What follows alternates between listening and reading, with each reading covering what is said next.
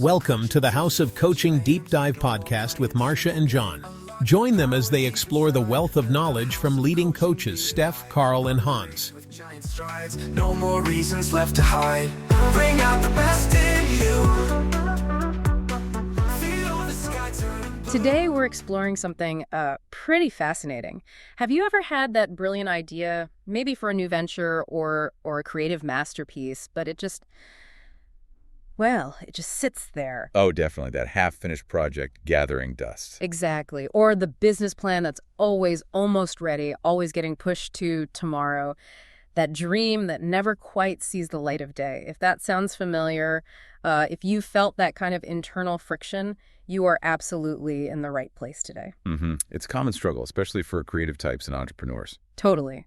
And today, we're not just, scratching the surface of procrastination. We're diving headfirst into its often frustrating but also surprisingly complex world. And the key thing, right, is how we're framing this. Yes. Crucially, we're not looking at this as some kind of moral failing, a sign of weakness or laziness. No, not at all. Yeah. Instead, we're going to explore it as a complex, sometimes even kind of ingenious human behavior. Ingenious. Okay, I'm intrigued. Well, yeah, in the sense that it often serves a hidden purpose. And once you understand that purpose, that behavior can unlock really profound opportunities for self-discovery and ultimately for taking decisive action. Okay, so understanding the why behind the delay is key. Precisely. Our source material for this expedition comes from some really fresh perspectives. We're drawing heavily on insights from Coach Hans de Meyer, whose work has sparked a really powerful conversation about how we approach our goals. Yeah. His stuff really makes you think. It really does. And this deep dive, I promise you, is going way beyond the usual self-help cliches. We're going to challenge some really long-held assumptions. And hopefully unearth some truly provocative insights, especially relevant for you listening if you're building something, creating something, innovating. So our mission today, let's unpack these ideas. Let's question the stories we tell ourselves about why we delay. And give you, whether you're crafting that next creative breakthrough, launching a startup, or just trying to bring your brilliant ideas into the world, a completely new lens. A new lens to view your own tendencies, not as obstacles to just brute force your way through. Exactly. But as opportunities for some pretty profound self-discovery. And ultimately that self-discovery, that understanding, that's the key to taking decisive, aligned action that actually sticks. Okay, let's dive in. Our journey starts with something Coach Hans de Meyer called a big aha moment for him. He had this powerful realization that the more effectively our three brains collaborate, the easier we achieve our goals. And by three brains he's talking about. Right. He termed them the neocortex, that's our rational thought center. Then the limbic system, our emotions. And the primitive brain, often called the reptilian brain handling instincts, survival responses. Okay, so rational, emotional, instinctual. Exactly. And this insight first hit him during a training session on procrastination, interestingly. Makes sense. And then it got reinforced later during a sales training. You can kind of imagine that feeling, right? You're wrestling with this huge universal challenge, procrastination, getting things done, and suddenly this model pops up. Yeah, a simple framework. Simple, almost mechanical. It suggests this clear way to overcome that internal friction, to optimize your internal processes for actually chasing your goals. And you can see the appeal immediately, especially for entrepreneurs or creatives, people who are constantly trying to bring a vision into reality. Totally. The idea of a simple internal alignment, that's incredibly appealing when you're facing, a mountain of work or a big scary launch. It really is. What's fascinating is that immediate appeal. For anyone striving for efficiency, for breakthroughs, this three brains model offers this really intuitive logic. It gives you hope, right? That you can just get your internal ducks in a row, so to speak. Exactly. That feeling that a complex problem like procrastination could have a straightforward, almost mechanical fix. It really resonates. It simplifies the struggle. Well, if I just get these three departments in my head talking nicely, everything will just flow. Right. It promises this internal harmony that leads to effortless execution on the outside. I can absolutely relate to that feeling. For you listening, the visionary, the founder, that probably feels incredibly familiar. That moment when a really complex problem suddenly seems to have a clear, maybe almost too good to be true solution, it sparks that hope for internal alignment. You think, okay, if I just understand these brain parts, I can master my impulses and finally execute on those big, audacious goals. It's like finding the perfect mental operating system, for peak performance. Letting your creative genius or entrepreneurial drive just flow without hindrance. Yeah, the ultimate productivity hack, built right in. And that's precisely where we need to introduce a crucial nuance. We need to pump the brakes a little bit here. Okay. Because while Hans de Meyer's aha moment is a really valuable starting point for thinking about this stuff for self-reflection, and it feels incredibly intuitive, it's really important to look at this three brains idea, often called the triune brain model, which Paul MacLean popularized back in the 60s with a critical eye. So not quite scientifically accurate anymore. Well, scientifically speaking, it's a pretty significant oversimplification. Yeah. And it's largely considered outdated in modern neuroscience. Okay. So maybe a helpful metaphor sometimes for understanding different aspects of behavior, but not literally how the brain is structured or functions. Precisely. The brain is just far more complex and integrated than three separate departments that somehow need to be forced to work together. Right. The idea that these brains operate in isolation, needing conscious effort to make them collaborate, that fundamentally misunderstands neurological reality. They're inherently interconnected. Your brain isn't like a poorly coordinated company with different silos that don't talk to each other. Got it. More like a network. Exactly. It's a fluid, dynamic, interconnected network. Different regions contribute to all aspects of thought, emotion, action, often all at the same time. It's less like a linear assembly line. And more like a constant interplay, a dance. A dance is a great way to put it. Or maybe like a hologram, where the whole is reflected in the parts. So this immediately raises a deeper question. If they're already integrated, what does better collaboration even mean? Exactly. What does that concretely look like if these parts are already interconnected? Does it mean we need, more rational planning and less impulsivity? Or maybe deeper emotional connection to our rational plans? Right. The concept stays pretty vague. It lacks actionable specificity in terms of how you actually improve this inherently integrated system. If the parts are already working together, maybe the issue isn't their separation, but what they're conspiring to do or not do. That's a really powerful point. It challenges the whole premise. If the brain is already integrated, then making them work together isn't the real puzzle. So what is? Well, it leads us to a fascinating paradox, especially for people pursuing big goals. Okay. We often just assume that a perfectly integrated, harmonious internal state is always the best thing for achieving goals. Calm, rational, emotionally balanced. Right. That sounds ideal. But, and this is critical, the notion that more integration equals better results can be deeply misleading. Think about many highly successful people, artists, entrepreneurs, top athletes even. They often achieve incredible things precisely because they are, at times, let's face it, irrational, or deeply emotional, or fiercely impulsive. So their conflict, what might look like a lack of perfect integration in that simple model, could actually be a driving force. Absolutely. That internal tension, that perceived lack of harmony, might actually be a feature, not a bug. Right. It can be the very thing that drives creativity, that pushes someone to take bold, seemingly illogical risks, or to break boundaries in ways that pure, balanced, rational thought would never allow. Like the entrepreneur trusting their gut over the market data. Exactly. Or the artist driven by some raw, inexplicable emotional need to create something that defies all convention. Their internal conflict isn't a flaw in their system. It's often central to their genius. That tension, that dynamic interplay, that's where true innovation often sparks. Okay, that reframes things significantly. So, while de Meyer's initial insight about the three brains is compelling, and it's a useful hypothesis for self-reflection. We shouldn't take it as gospel, neurologically speaking. Right. We should be cautious about accepting it as a definitive truth. Procrastination, or really any human behavior, is a symptom of a much broader, more complex interaction of internal stuff, external stuff. It's not just a standalone problem you fix by aligning three brain parts. We're more complicated than that. Infinitely more. We're complex individuals, not just walking brain models waiting to be optimized. We've got ingrained habits, deep beliefs, environmental pressures, contradictory motivations, all tangled up. It's a rich tapestry, not a simple circuit board. Beautifully put. Okay, that distinction makes so much sense, especially for those of us creating or building things. We're not just logical machines. Passion, instinct, irrational urges drive us too.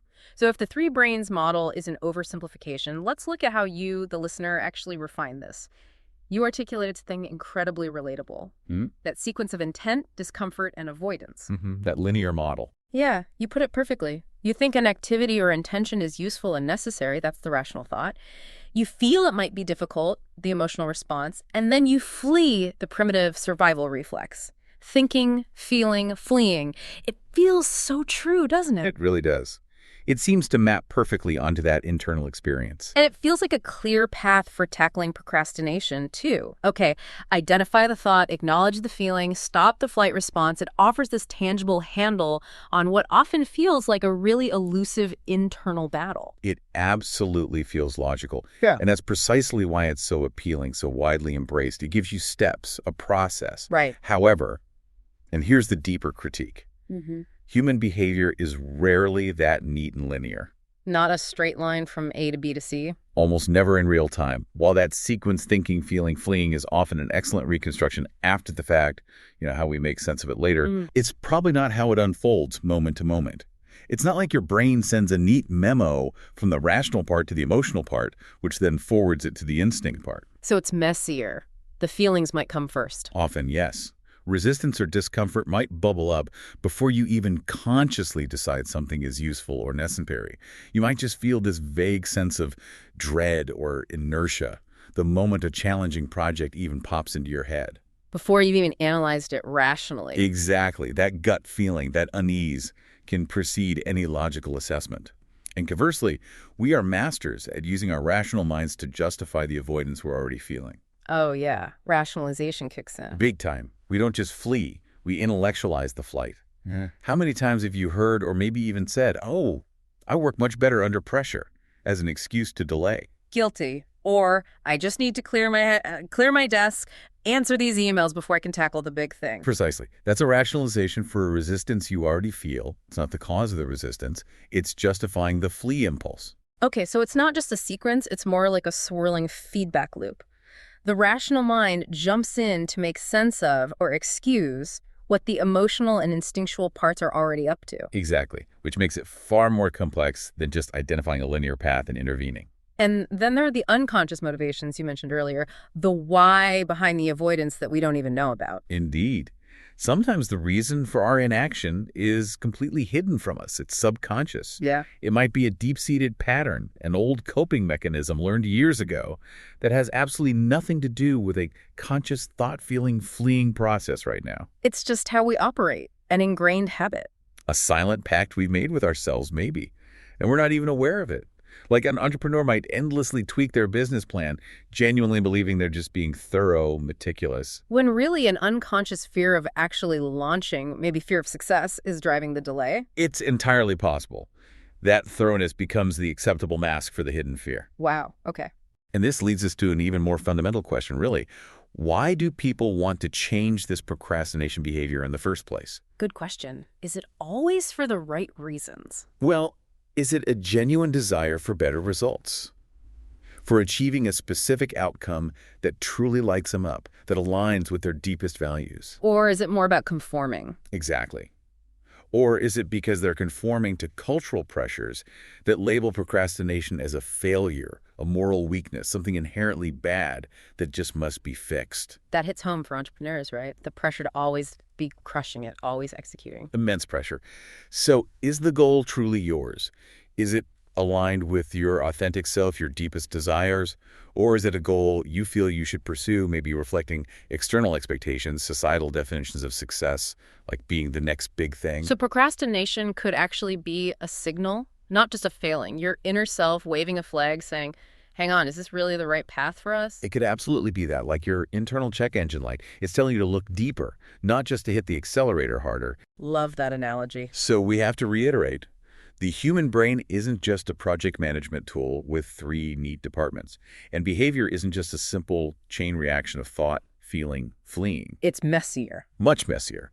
It's often a tangle of confusion, contradiction, and, sometimes even plain old laziness.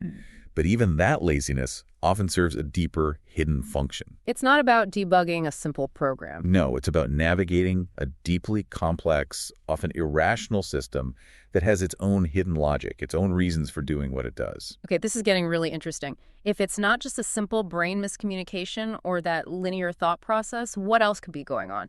Let's dive into some of these unconventional perspectives you mentioned. What about procrastination as sophisticated psychological protection, protecting a cherished self-image? This is a really provocative alternative view, and I think it resonates powerfully, especially in the creative and entrepreneurial space. The core idea here is that when you postpone a task, particularly a significant one, launching that product, pitching investors, releasing your creative work. The big scary stuff. Yeah, by postponing, you get to maintain the belief that you could do it. You could be successful. It's just not now. Preserving the potential. Exactly. This creates a mental illusion of competence, of control, of immense untapped potential. And that illusion is often far more comfortable psychologically than risking failure and discovering your actual limitations in the harsh light of reality. If I really wanted to, I would. I've definitely heard that one.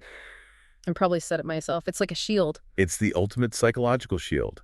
It lets you avoid the raw vulnerability of truly trying, of putting yourself out there and potentially falling short. Think of the artist who keeps sketching brilliant concepts but never commits to the full painting. Telling themselves, I could paint a masterpiece if I just had the right time-space inspiration. Right, protecting the illusion of their untapped genius. Or the founder with that groundbreaking app idea who endlessly refines the pitch deck but never actually writes a line of code. Fearing maybe the app won't actually revolutionize the industry, that it might just be, exposing them as maybe not the next Steve Jobs. Precisely. They're not lazy. They're preserving a perfect, untested self-image. And this perspective really sheds a critical light on a lot of the self-help industry, doesn't it? It really does. Because many approaches inadvertently reinforce this dynamic. They focus on fixing the internal friction, getting your brain parts to cooperate. Which assumes the goal itself is perfectly fine and desirable. Exactly. It confirms the self-image of a capable person who just needs to fix something internally. It rarely prompts the deeper question, is this goal genuinely desired? Or am I subtly avoiding a confrontation with my own limitations?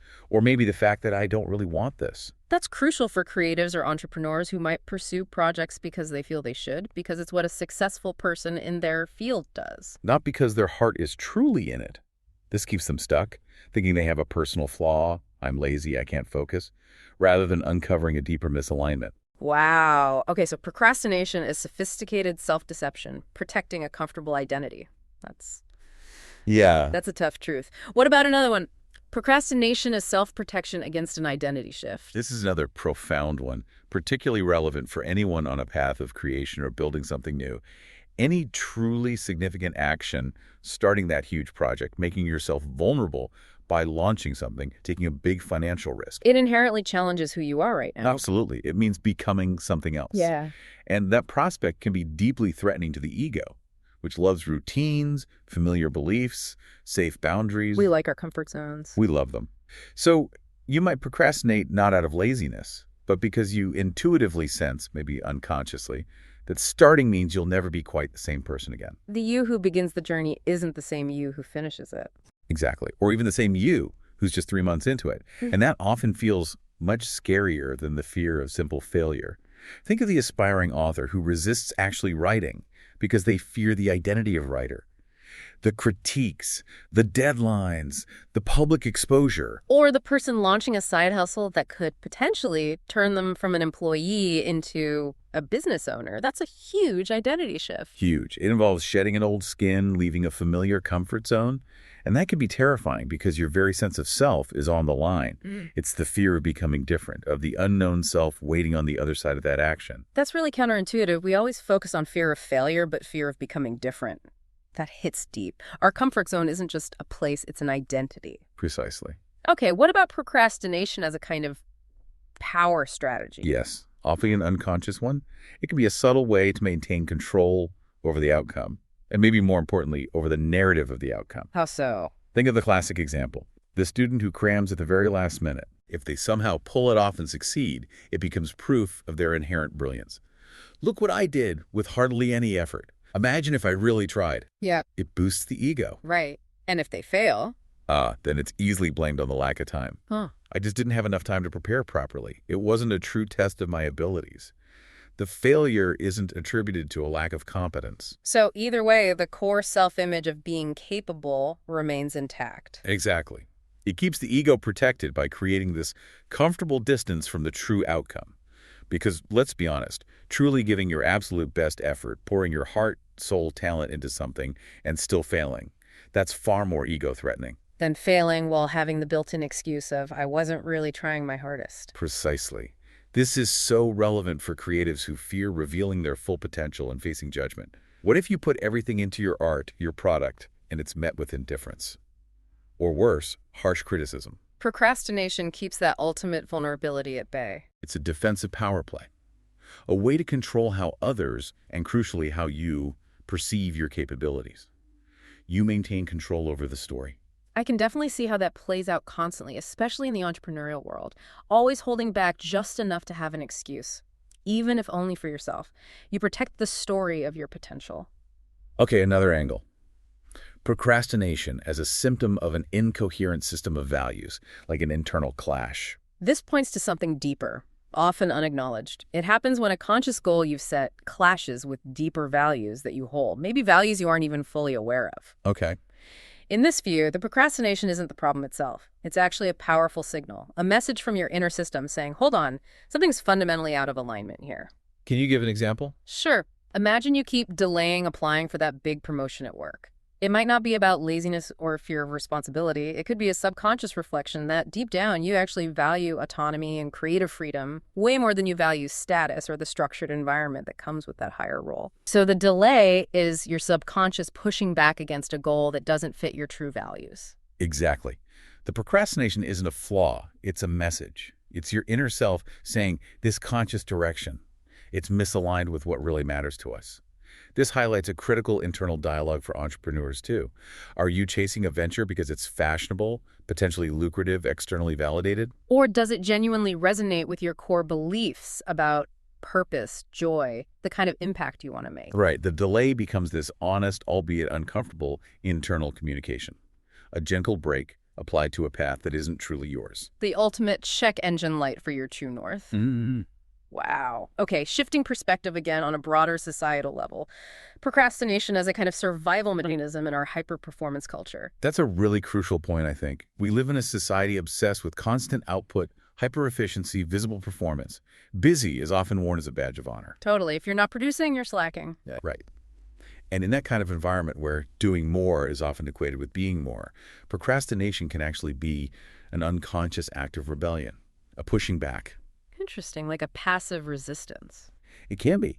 It becomes a way to reclaim time, a sort of silent protest against the relentless pressure to always do more, faster, better.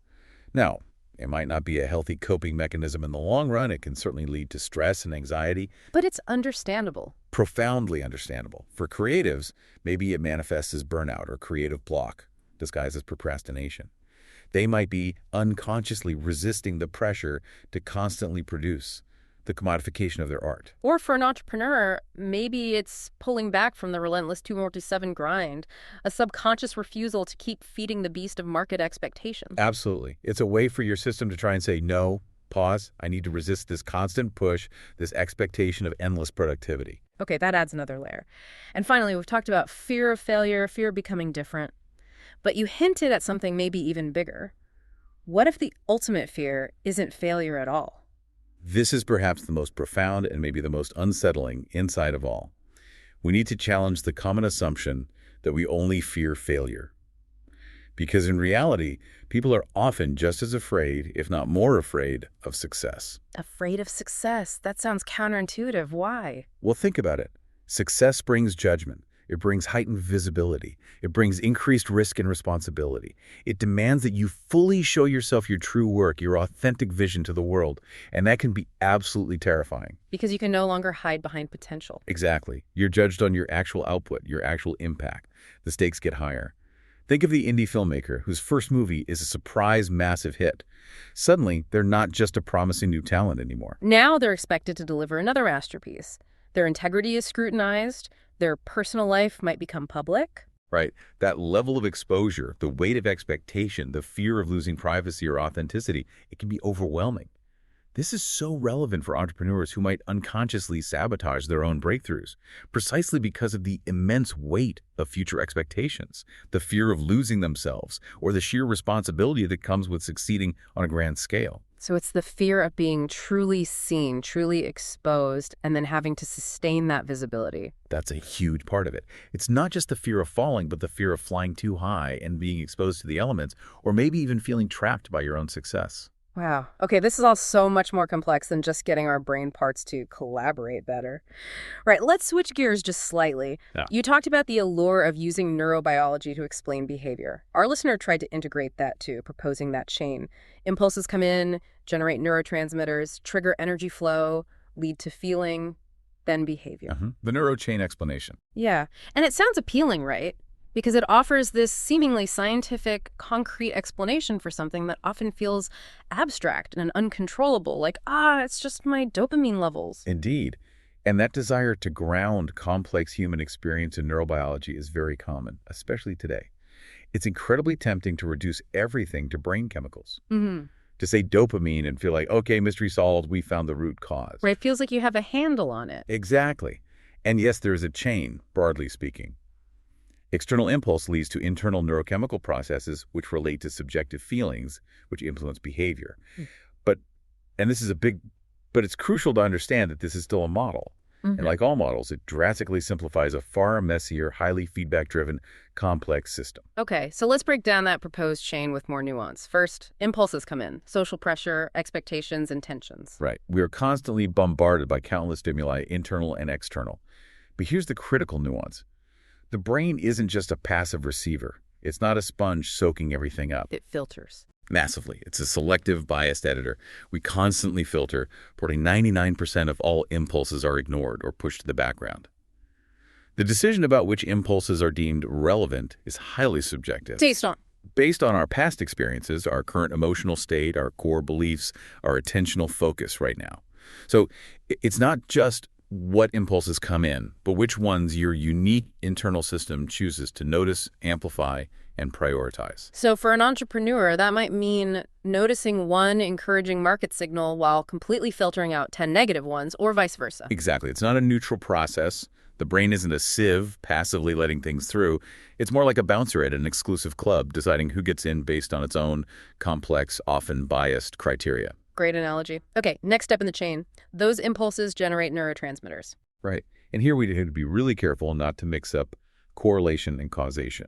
Neurotransmitters like dopamine, the famous feel-good chemical linked to reward and motivation, or serotonin, involved in mood, they are chemical messengers that accompany processes.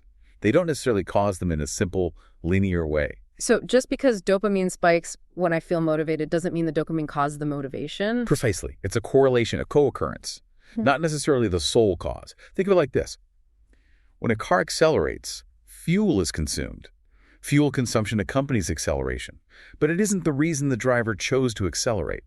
That choice came from somewhere else: intention, destination, seeing an opportunity. Okay. Many pop psychology takes oversimplify this, implying if you just manipulate the chemical, you'll get the behavior. But these chemicals facilitate processes. They don't dictate your entire will or personality. Dopamine doesn't cause your drive. It's a co-traveler.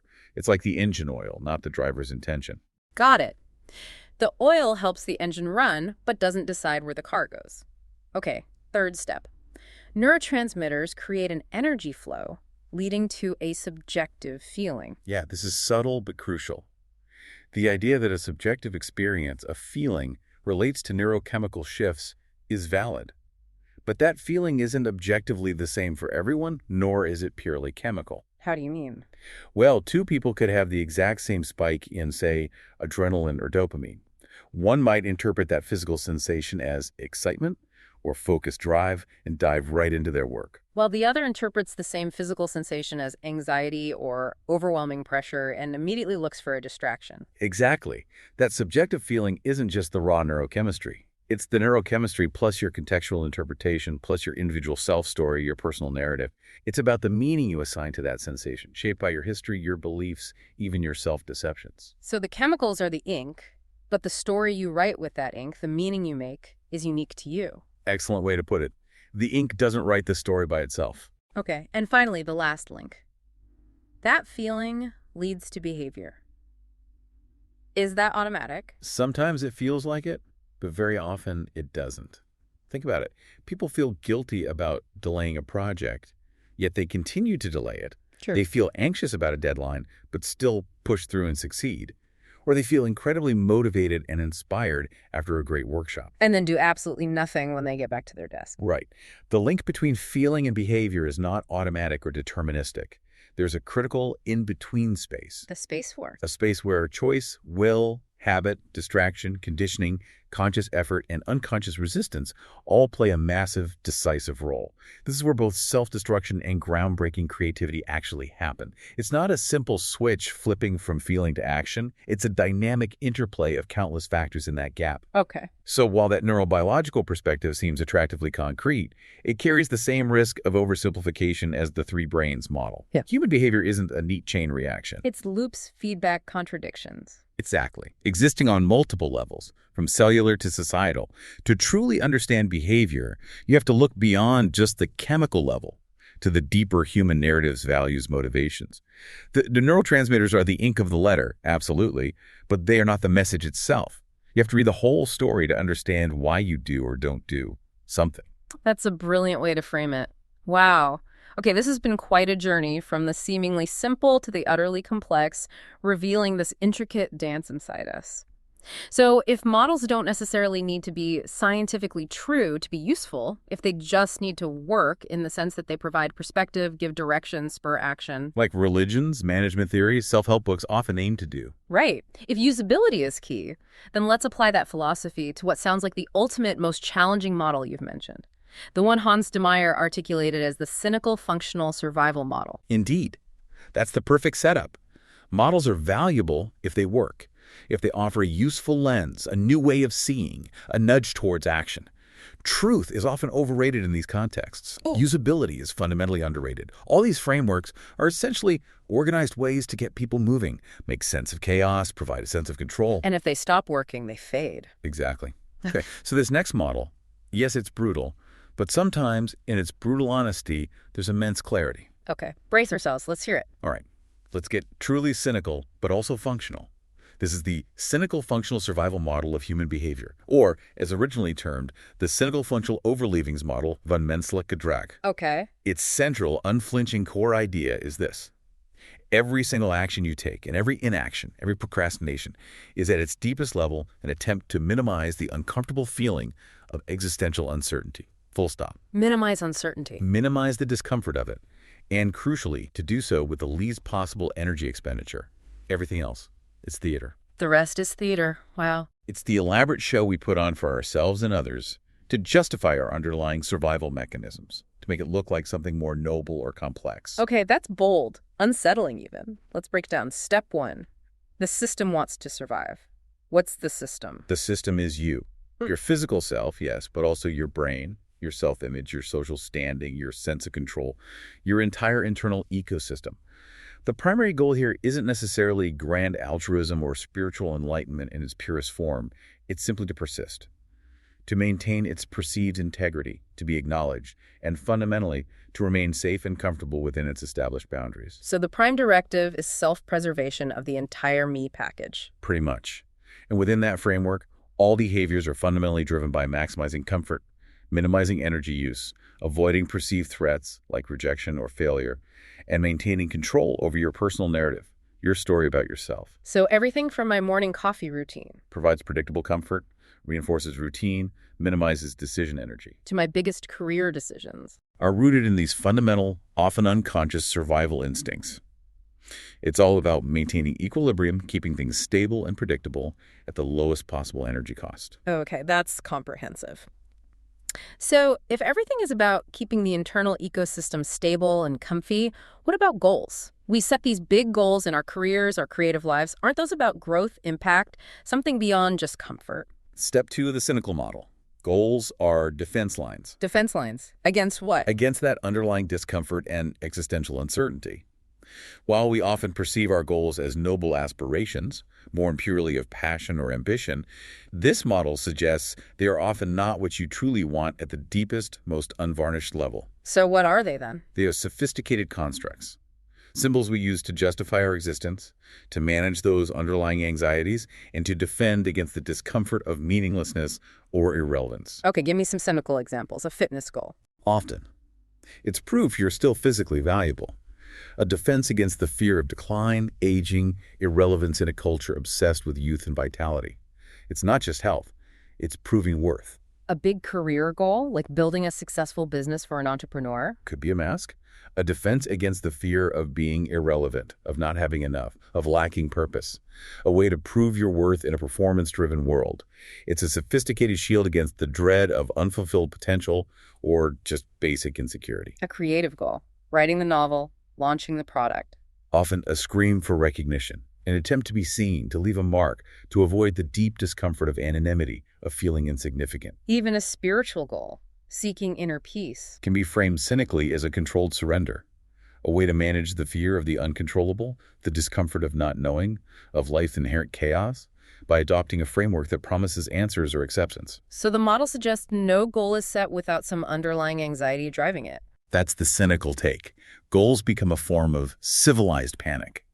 Elaborate strategies to manage our fundamental human discomforts, giving us a sense of purpose and control in what often feels like a chaotic world. Civilized panic. That's a stunning phrase, especially for creatives and entrepreneurs driven by what feels like pure passion. Okay, so if goals are defenses, where does procrastination fit into this? How does not pursuing the goal serve the system? Step 3. Procrastination equals resistance to the loss of illusion. Loss of illusion. Explain that. Think about it. If you were to truly, fully chase that big goal, that top project, the one that feels like your magnum opus, your game-changing startup, you would inevitably risk the loss of the perfect fantasy surrounding it. What if it fails? Quietly or spectacularly? Yeah. What if it's just, okay, not as brilliant, not as impactful, not as revolutionary as you dreamed? Or worse. Or maybe even more terrifying for the system. Yeah. What if it succeeds? And you discover you're still not truly happy, still not fulfilled, that the success didn't magically fill the void you thought it would. Right, the arrival fallacy? Exactly. So procrastination becomes this brilliant survival strategy because it keeps the fantasy of perfect success or even just perfect competence and untapped genius impeccably intact, undamaged by reality. It protects you from harsh truth. Completely. It protects you from the disappointment of failure, from the ego-crushing discovery of mediocrity, and from the heavy burden of responsibility that comes with success. It beautifully delays that confrontation with potential emptiness or dissatisfaction that might follow any outcome, good or bad. So it's efficient in a twisted way. It's beautifully efficient, as the model might say. It lets you avoid being labeled a coward, I'm just busy waiting for the right time, all while preserving your precious energy and maintaining the comfortable status quo of your internal world. It's a genius maneuver by your system. Avoid immediate, intense discomfort, like failure or the burden of success, by embracing the more subtle, prolonged discomfort of inaction. Wow. Okay. Not inefficiency, but highly efficient self-preservation, protecting the dream state. And how does our self-image, how we see ourselves, play into this whole defensive strategy? Step 4. The self-image itself is a defense mechanism. Your entire pattern of behavior, every action and inaction, is constantly filtered through what you think you are, or maybe more accurately, what you want others and yourself to think you are. Not because we have a stable, fixed self. According to this model, no. It's because your internal system desperately craves order and control over the chaos, over the messy, contradictory truth of who you actually are moment to moment. Your brain acts like a perpetual PR agency for the self, Constantly spinning the story. continuously trying to reconcile your actual actions or inactions with your desired image, your preferred narrative. It's about maintaining internal coherence, even if that coherence is largely a fiction, a carefully curated story. So comfortable narratives trump uncomfortable truths. Almost always. If you fail, external factors caused it, the market wasn't ready, my team dropped the ball, the timing was off. If you succeed. Internal qualities. My vision was superior, I worked harder, I'm just naturally gifted. What about self-sabotage? Or procrastination itself? How does the PR agency spin that? Beautifully. I'm a perfectionist. It just wasn't good enough yet, so I held back. Or I'm just too sensitive to handle the potential criticism right now. Or for creative block, I'm highly sensitive, the muse isn't speaking, rather than I'm avoiding the hard, uncertain work. We prioritize these cozy stories over the naked, unsettling truth. Because the truth can be too disorienting, too vulnerable. The ego's primary function in this cynical view is to keep you warm, to maintain a comfortable internal temperature, shielding you from the cold, harsh realities of self-doubt, imperfection, and uncertainty. Okay, so the ultimate conclusion of this cynical functional model is everything, from our highest aspirations to our most mundane delays, boils down to discomfort management. Our lives are just an elaborate dance around what we don't want to feel. Precisely. Whether you're meditating deeply, binging Netflix for hours, running a huge company, obsessively checking social media, or hitting the gym daily, the underlying motivation, according to this brutal model, is fundamentally the same. Which is? To avoid feeling something uncomfortable. That something could be fear, emptiness, boredom, shame, rejection, meaninglessness, inadequacy, vulnerability, and the list goes on. The specific behavior itself is almost secondary. It's merely the chosen strategy for managing that underlying discomfort with the least possible perceived effort or risk. Wow. Accepting this cynical model, even just as a working hypothesis, kind of eliminates the exhausting search for pure motives or perfectly noble aspirations. Instead, it encourages a powerful, immediate, and brutally honest question you can ask yourself anytime. What discomfort am I avoiding right now? Just that simple question. Simple, but potentially illuminating. Asking it can instantly shed light on why you're doing or not doing certain things. For any creative or entrepreneur trying to understand their patterns and break free, it can be a brutally honest path to self-awareness. It shifts the focus from what's wrong with me to what am I protecting here? What discomfort am I running from? Exactly. That's incredibly powerful and honestly quite recognizable. I know so many creatives, entrepreneurs, myself included, who've had those top projects ideas shimmering with potential, promising transformation, and then nothing. They sit in that mental filing cabinet, the great project graveyard, or as Hans Meyer calls it, the top projects Kirchhoff. The graveyard of brilliant ideas. The cynical functional model, it actually makes a disturbing amount of sense of that universal experience. It's not just a personal failing, not just laziness. It's exactly what you called it, system behavior, a subtle absence, an unwritten chapter in your own story, driven by these deeper mechanisms. Absolutely. So let's apply this model directly to that Kirchhoff, that graveyard. What happens when you conceive one of these top projects? There's that initial rush, right? Euphoria. Totally. Euphoria, powerful future projection, a delightful little identity shift happens internally. You visualize the successful, the applause, the impact, the recognition, the freedom. This floods your brain with dopamine. It feels amazing. You feel alive, capable, brilliant, on the cusp of greatness. And for many of us, maybe that initial rush, that thought, that vivid fantasy is the reward. The project itself becomes less about the tough, messy execution. And more about the internal feeling of potential and possibility it provides right now. It's the thrill of the chase without the effort of running, the mental victory lap without having run the actual race. Okay, but then reality looms. Exactly. Then comes what you call the dread of reality. Once actual action is required, structuring the idea, seeking feedback, which might shatter the perfect vision, risking failure, dedicating real time and energy, maybe sacrificing other comforts. The whole game changes. Completely. Fantasies are perfect. They're pristine, untainted by the messiness, the rejections, the tedious grind of the real world. Reality, however, it's slow, it's messy, often mundane, and potentially deeply disillusioning. The second you try to translate that grand vision into concrete steps, you expose it to imperfection, to real-world friction. And that's where the system operating on discomfort management kicks in. With genius efficiency, it subconsciously asks, why on earth would I destroy this perfect, beautiful dream by actually executing it? Why risk tarnishing this pristine vision with the grimy, inconvenient details of reality with a high probability of it being merely okay instead of revolutionary? And the system's answer is? The system, elegantly and efficiently, chooses inaction. Why? Because inaction preserves energy. It maintains the comfortable status quo.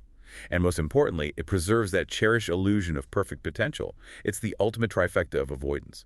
Conserve energy, protect the status quo, preserve the dream. So we get addicted. Addicted to the possibility phase itself, like jumping in the air but just hovering, staying suspended in that state of endless potential, never landing. That's a perfect analogy. The brain finds that possibility phase incredibly addictive precisely because it offers the best of both worlds. It's safe and stimulating. You get all the dopamine hits of future success and progress without any of the actual risk, discomfort, or effort of execution. Which explains why so many aspiring creatives and entrepreneurs get stuck generating endless brilliant ideas, but rarely seeing them through. They become, as the saying goes, more addicted to the identity of a visionary than to the risk of a maker. Ouch. Visionary versus maker. Explain that distinction. The visionary remains clean, untainted by the messiness, the rejections, the grind of execution. They are brilliant in their minds, their notebooks full of perfect blueprints. The maker, however, the maker has to get their hands dirty. They have to confront the mundane, the setbacks, the visible failures, the critiques. The inherent imperfection of bringing anything real into existence. They have to actually do the thing. And getting dirty is painful, it's visible, it's profoundly human. And frankly, it's often way too much hassle for a system primarily focused on maximizing comfort and minimizing discomfort.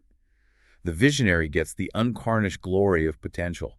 The maker gets the inevitable grime of reality. Okay. So what's the path forward then? If we recognize ourselves in this, stuck, protecting this luxury of illusion, this comfortable dream that never quite materializes, how do we break the pattern? It sounds like it requires a profound choice. The brutal truth is, Yes. to break this pattern, you have to be willing to consciously give up something significant.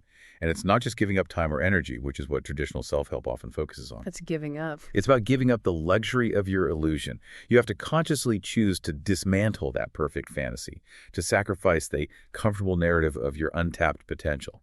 You have to be willing to break that addiction to possibility. That sounds painful. It can be.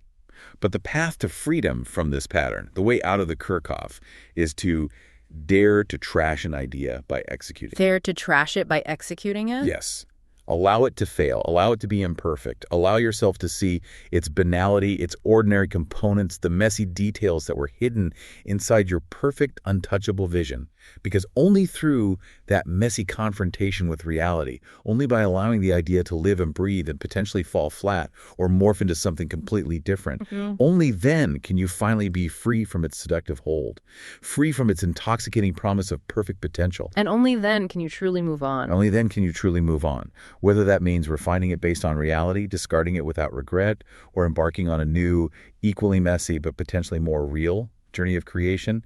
It's about choosing the discomfort of reality over the seductive comfort of illusion. Wow. What an incredible journey we've taken today. Seriously. From what seemed like a simple, almost mechanical three brains idea. Right. It seems like ages ago now. All the way to these complex psychological defenses we build, culminating in that bracingly honest, cynical functional survival model to understand why those top projects often stall. It's been quite the deep dive for sure. And what we really hope you, listening, take away from all this is actually a profound sense of empowerment. Yes, absolutely. Because procrastination isn't some inexplicable personal flaw that makes you less capable or lazy. No, it's a deep-seated strategy, often ingenious in its own way. A strategy your system employs to manage discomfort, protect your identity, preserve those cherished illusions. In understanding that strategy, recognizing its underlying logic, seeing the subtle ways it shows up in your life, that is the absolutely essential first step. The first step towards consciously choosing different strategies, towards finally building the courage to take action, even when it's uncomfortable. So, here's a final challenge, a provocative thought for you, the ambitious creative, the visionary entrepreneur listening right now. Take a moment and think. What cherished illusion are you protecting by delaying that top project sitting in your own personal project graveyard? Is it the illusion of being the perfect visionary, whose ideas are too brilliant to be risked in the messy real world? Or the fantasy of a perfect, flawless outcome that reality could, frankly, never live up to? We really encourage you. Identify just one idea you've been sitting on, one project you keep pushing off, and ask yourself honestly, what luxury of illusion are you unwilling to give up by simply starting it? By taking that first small, imperfect step. Because in the end, the true project isn't just the idea itself, the book, the business, the artwork. The real project is finding the courage to begin. The courage to confront the discomfort, to embrace the messiness, and to consciously let go of the perfect fantasy in order to become a true maker. Thank you so much for joining us on this deep dive today. We genuinely hope this exploration helps you look at your own internal landscape with fresh eyes, maybe with a bit more compassion, and perhaps encourages you to take that first messy, courageous step toward bringing your most important work into the world. Until next time, keep exploring. You've been listening to the House of Coaching podcast, where real transformation happens one conversation at a time. If today's insights sparked your interest, hit that like button and subscribe. You would not want to miss what's coming up next as Marcia and John take you behind the scenes of more transformative sessions with our master coaches. Visit thehouseofcoaching.com, connect with us on LinkedIn, and join a community of forward-thinking professionals who are reshaping the future of business. John and Marcia spark the flames, coaching tips to fit your aims. No more playing simple games. Unlock the power deep inside. Let the house of coaching be your guide. Run the race with giant strides. No more reasons left to hide. Bring out the best in you. Feel the sky turn blue. Every challenge push on.